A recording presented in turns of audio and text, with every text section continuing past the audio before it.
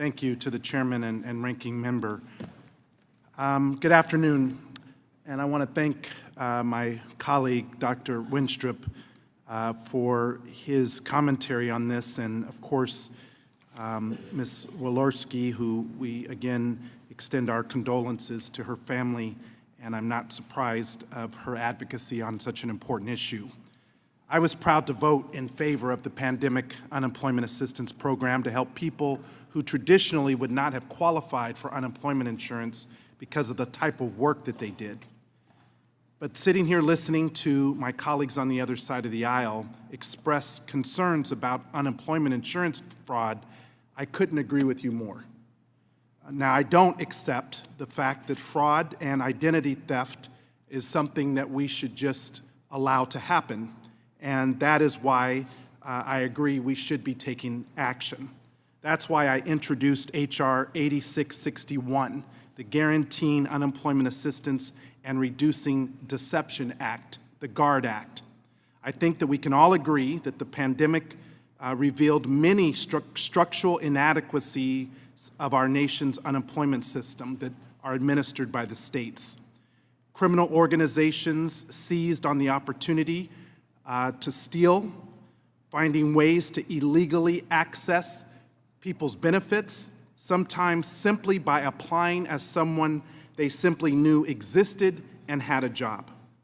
That's why my bill enables aggressive action to recover pandemic unemployment benefits that were paid to these criminal cartels. It supports prosecution of ringleaders and helps fraud victims. My bill also protects against the future use of weaknesses discovered during the pandemic, and it gives the Department of Labor new tools to assist, penalize, and reward states' performance in key areas, such as program integrity and fraud prevention.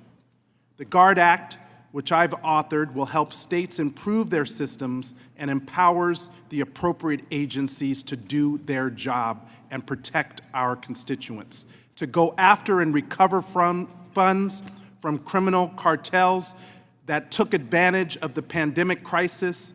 And I'm very thankful to the support of organizations like the National Employment Law Project in support of my legislation. So I am glad to see that we can all agree on the importance of a strong unemployment insurance program, and we shouldn't wait. We should take action on my legislation. So I urge my Republican colleagues to join me in this effort. I invite you to become a co-sponsor of my legislation, and I appreciate the chairman and the committee staff for their work with me on this legislation to protect our constituents, hold criminal cartels accountable, and protect taxpayer resources, particularly during an economic downturn like we experienced during the pandemic. With that, Mr. Chairman, I yield back.